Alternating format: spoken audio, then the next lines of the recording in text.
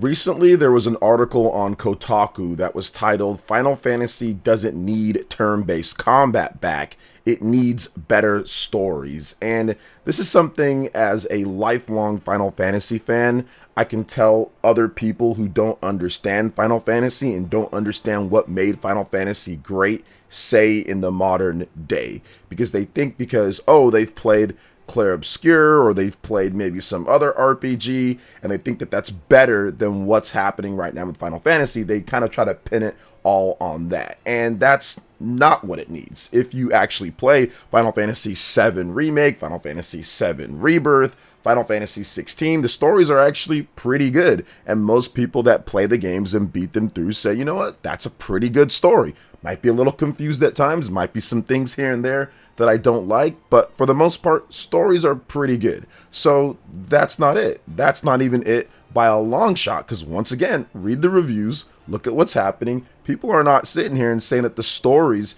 in modern Final Fantasy are so terrible or so bad, and that's the reason why I'm not buying the game or anything. That's just not it. So once again, Kotaku has no idea what they're talking about when it comes to Final Fantasy and what it actually needs. So in this video, I'm going to break down what Final Fantasy actually needs when it comes to the platforms, Nintendo Switch 2 and more, when it comes to what they need to do with the game, giving you guys exact direct examples of exactly what other franchises have done to be relevant for decades now at this point. So it's something that it's not an easy solution, but it's something that I feel is a clear path, if that makes any type of sense. So let's first talk about what makes Final Fantasy in the first place. It got a huge, large, dedicated audience of people playing Final Fantasy games because of that core RPG audience. It needs to feel, it needs to act, and it needs to be a core RPG. Let me give you guys an example of this. Dragon Quest XI. That is a through and through core RPG built for the people that loved Dragon Quest from the beginning all the way through now to this point. Back when it came out in 2017 and then the Switch 1 version came out, it was fantastic because it had a familiar feel, but with some new twists that really kind of changed things up quite a bit, but still felt really good and awesome for the people who have been playing Dragon Quest for decades. That fusion, that hybrid of nostalgia and new is always going to be very important for older franchises. One, so you can actually get the core people who love the old school games back to play it, but also two, so you can get new people to see why it got so good in the first place. So the core audience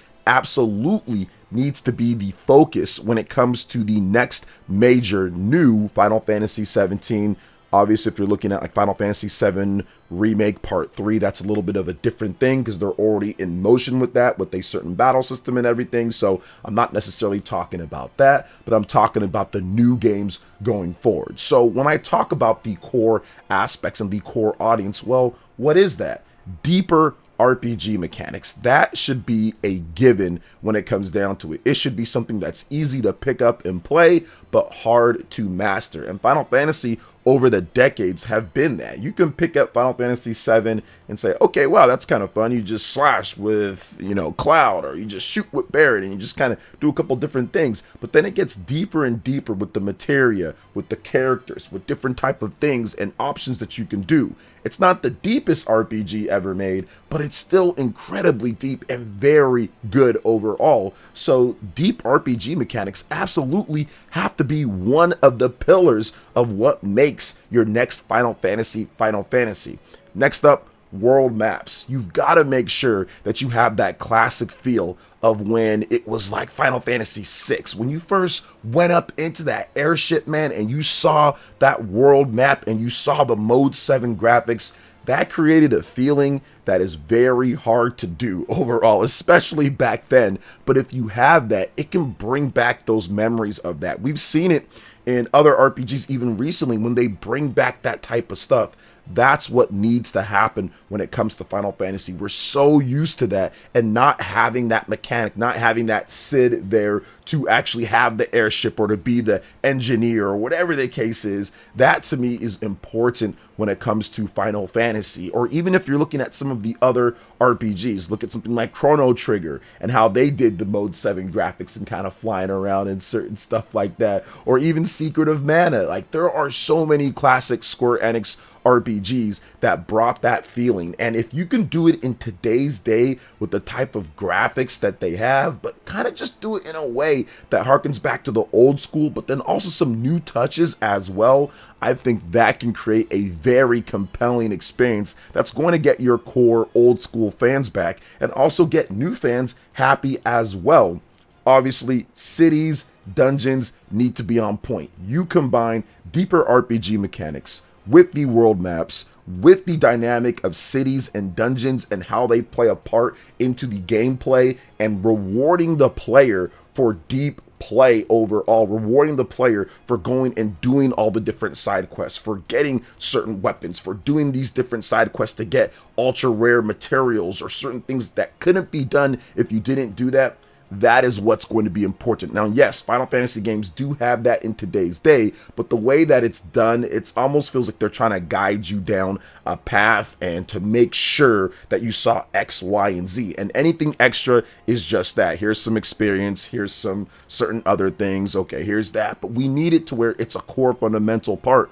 Almost like, let's just say, for example, Final Fantasy VI had so much of that, or even a different Square Enix RPG, but Chrono Trigger has a lot of off the beaten path, crazy things that can happen if you go off and do those side quests that aren't necessarily shoved in your face overall in different cities, towns, dungeons, different eras when it comes to the time traveling part. That type of stuff definitely needs to make a comeback, and it needs to be a prominent thing in Final Fantasy games for the next one. But before we get into the next thing here, guys, please make sure you hit that subscribe button if you are not subscribed. Hit that like button and click that notification bell to get my vids as soon as they drop, and let me know what your favorite Final Fantasy game is in the comment section below. And I know there's a ton of talk about turn-based combat versus the action combat and all of that, and I think that while yes, there are people that love the action combat and that's maybe what some people would want, I think at this point, if you're trying to focus on the roots and bring back what the best selling Final Fantasy games and the most beloved Final Fantasy games are, those ones were turn-based, and I think that that's going to be important going forward. You don't have to copy Expedition 33 like so many people are saying online. No, that's not needed, and that would get boring over the course of a super long RPG. But what you do need to have is a turn-based combat that feels grounded into the roots, but then also adds in unique and different type of things. You can even have a hybrid system like Metaphor Refantasio, but do it in your own way. They've done so much action RPG combat with mainline Final Fantasy games with FF7 Remake in addition to FF16, so I do think that it is time to kind of go back to those roots and get a system that's going to be fun, that's going to pay honor to the past, but then also do some really cool and new things going forward with turn-based combat. And I think that would help a lot when it comes to bringing a lot of the old school fans back, but then also keeping new people happy as well. Focus on gameplay over graphics. The gameplay with everything that I talked about here needs to be 100% almost, not quite 100, 95% the focus. Now, obviously, you do not want a game that looks bad when it comes to graphics. So when I say most of the focus or 95, obviously, you've got to put focus on the graphics. You got to make sure that things look good and everything, but it should not be the whole thing. It should not be to where they're trying to impress the new crowd of people maybe who play first-person shooters or who just like to sit there and argue about graphics all day on Twitter or X or on social media. This should be a game that gets people excited to get back into the gameplay. It just needs to look good enough. It doesn't need to break barriers in tech. It doesn't need to be the best looking game on the system. It doesn't need to compete with Horizon Zero Dawn or Forbidden West. It doesn't need to do all of that. What it needs to do is be functional, look good, be stylized, and make sure that it really plays well on the system that it's on. So you don't need to sit there and try to max out pores on the graphics or anything. And it's not like they've intentionally tried to do that with the most recent Final Fantasy games. It should definitely be trying to make sure that the game playability is fantastic and the style is what is the most important. And that's what made the PS1 Final Fantasy games so crazy, to where the graphics were somewhat on the back burner and the gameplay was what was so important. So to me, it needs to get back to that type of efficiency and that type to where the style is really where it comes through and the gameplay is the utmost focus overall. Now, this one is very important in terms of what I'm going to talk about here, guys. And Square Enix has already shifted over to this, but there absolutely needs to be a Nintendo Switch 2, PlayStation, and PC day and date. And of course, get Xbox in there if you can, which they've already stated that they're going to be doing that. Final Fantasy VII Remake finally coming to Xbox and Nintendo Switch 2 later this year.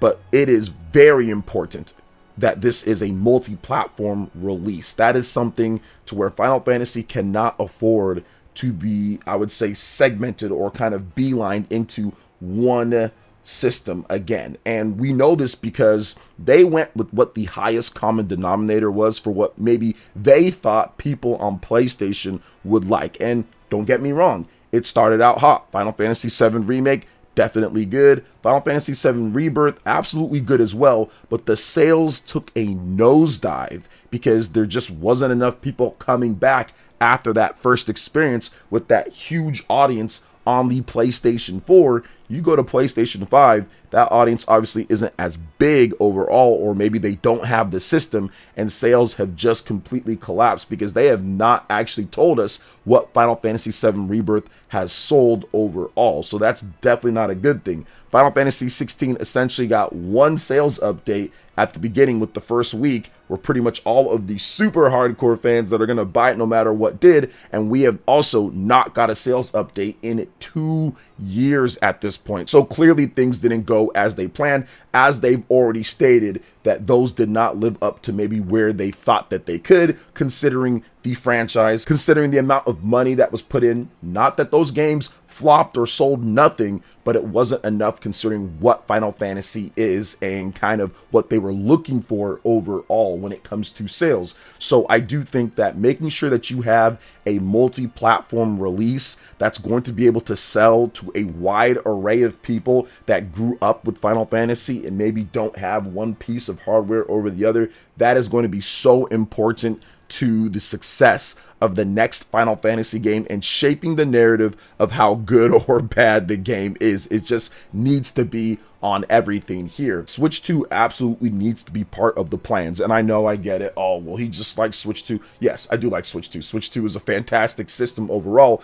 but look at the demographics. When it comes to Final Fantasy has always been massive everywhere, but in Japan, it's had some of the hardest core, biggest fans when it comes to Final Fantasy. The day one sales numbers for many of the past Final Fantasy games have been massive in Japan overall, and that has dwindled completely over the last 10 years or so, from Final Fantasy 15 to Final Fantasy 16 at this point. That has dwindled down because of the base of people and the demographics of what is happening in Japan. Right now, the Nintendo Switch 1 and the Nintendo Switch 2 are the dominant systems when it comes to Japan and the game sales. Constantly, you will see Nintendo Switch games in the top 30. Big PlayStation games do okay, but they don't do anywhere near as good as what Nintendo Switch games do. And if you look at the Nintendo Switch 2 in Japan as well, it is already dominating out of the gate, selling 100,000 units plus, pretty much having lotteries every single week for people to even get one. Heck, even the Nintendo Switch 1 still outsells all of the other platforms for the most part combined in Japan, and doubles up on PlayStation 5 regularly. So if you're looking at that, that is the mindset right now of the Japanese gamers out there. They are really looking at, okay, we're playing Nintendo Switch 2, we're playing Nintendo Switch the most. Obviously, the next Final Fantasy game cannot be on the Nintendo Switch 1. That's not going to be something, although I do think that they should have made a custom Final Fantasy game for the Nintendo Switch 1, but that's a whole nother thing. But when it comes to the Nintendo Switch 2, there absolutely needs to be the next major Final Fantasy 17